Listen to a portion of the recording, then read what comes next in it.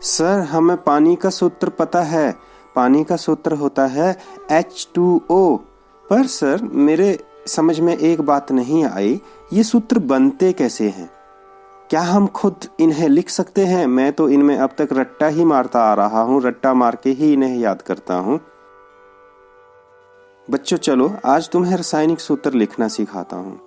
रासायनिक सूत्र लिखने के लिए हमें कुछ नियमों को समझना पड़ता है, हमें कुछ चीज़ों को मेमोराइज करना पड़ता है। तो ये सारी चीज़ें हम इस वीडियो में सीखेंगे कि कैसे हम आसानी से किसी भी यौगिक का रासायनिक सूत्र लिख सकते हैं।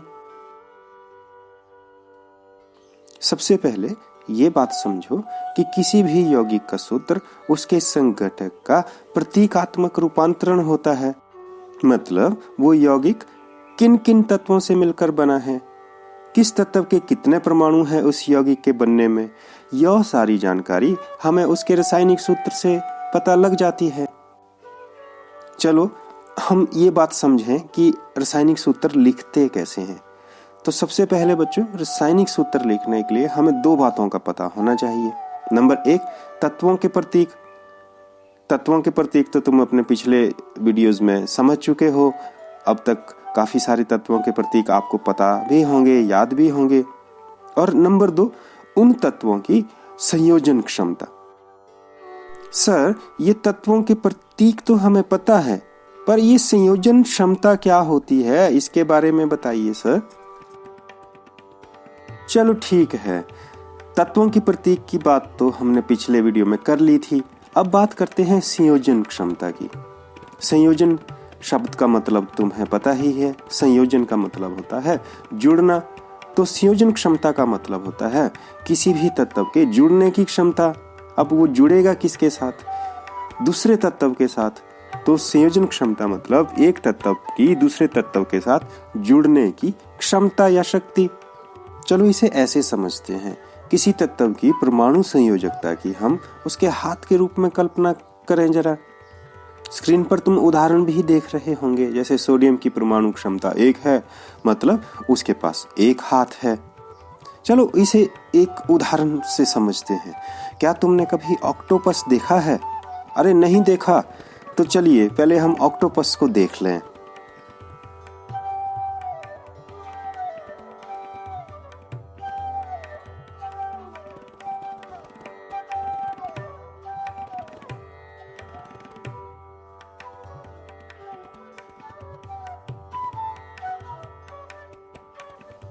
तो इस ऑक्टोपस को देख के बहुत मजा आया होगा बच्चों तुम्हें। ये समुद्री जीव है और बहुत ही सुंदर होता है। कल्पना करो बच्चों कि ऑक्टोपस की एक भुजा हम मानवों की एक भुजा को पकड़ सकती है। तो ऑक्टोपस, ऑक्टो का मतलब ही होता है 8, तो ऑक्टोपस की 8 भुजाएं होती है।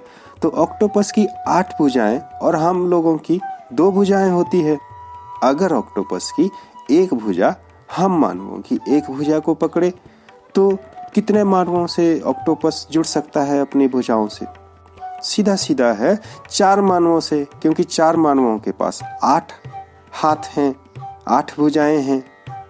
तो ऑक्टोपस के पास 8 भुजाएं, 4 मानवों की 8 भुजाएं, तो जुड़ गया। मतलब एक ऑक्टोपस 4 मानवों से जुड़ सकता है अपनी भुजाओं से। अब कल्पना करो बच्चों कि ऑक्टोपस तत्व O है और हम मानव, मतलब हम ह्यूमन बीइंग तत्व H हैं। तो अगर हम इस संयोजन के लिए सूत्र लिखें तो वो सूत्र कैसा बनेगा? OH4। ऑक्टोपस ने 4 ह्यूमन बीइंग पकड़ के रखे हैं। इसी पकड़ने की क्षमता को तत्वों की संयोजन क्षमता कहते हैं। ये हर तत्व की अपनी अपनी होती है। इस संयोजन क्षमता के बारे में हम अगले अध्याय में और विस्तार से बात करेंगे। अब तो तुम्हें पता लग ही गया कि हमें किसी भी रासायनिक सूत्र को लिखने के लिए किन चीजों की जरूरत होती है। नंबर 1, तत्वों के प्रतीक, और नंबर 2, उनकी संयोजन क्षमता। संयोजन क्षमता के बारे में भी तुम समझ चुके हो। इस संयोजकता के बारे में हम अगले अध्याय में और विस्तार से बात करेंगे। रासायनिक सूत्र लिखते समय बच्चों हमें कुछ नियमों का भी पालन करना पड़ता है। चलिए आइए उन नियमों को हम समझ लें। पहला नियम है बच्चों कि आयन उसके बारे में हम बात कर चुके हैं कि आयन की संयोजकता अथवा आवेश संतुलित होने चाहिए। दूसरा नियम है बच्चों, जब एक यौगिक किसी धातु और अधातु के संयोग से बनता है तो धातु के प्रतीक को हम पहले लिखते हैं और अधातु के प्रतीक को उसके बाद। उदाहरण के लिए सोडियम क्लोराइड, कॉपर ऑक्साइड। यहां पर धातुएं आप देख रहे होंगे, कैल्शियम, सोडियम, आयरन, कॉपर, ये सब धातुएं हैं और ऑक्सीजन, क्लोरीन, सल्फर, ये सारी की सारी अधातुएं हैं।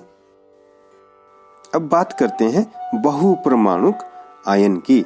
बहुपरमाणुक आयन मतलब जिसमें दो तत्व जुड़े हों आपस में। तो बहुपरमाणुक आयनों द्वारा निर्मित यौगिक में आयन को पहले कोष्टक में रखते हैं, उसके बाद अनुपातों को दर्शाने वाली संख्या को लिखते हैं। यदि बहुपरमाणुक आयनों की संख्या 1 हो तो कोष्टक की आवश्यकता नहीं होती। चलो दोस्तों, अब इस बारे में भी बात कर लें कि हम लोगों ने अब तक सीखा क्या। एक बार फिर से अब तक की गई बातों का रिवीजन कर लें।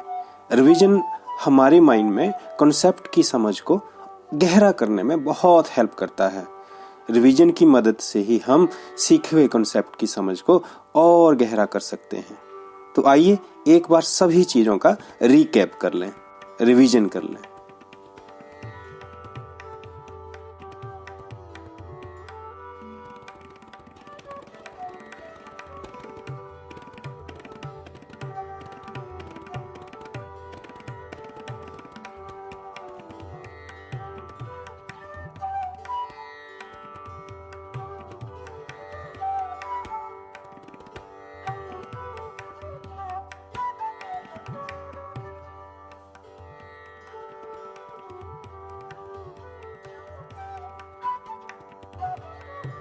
चलो मेरे प्यारे साथियों, अब हम बात करते हैं होमवर्क की।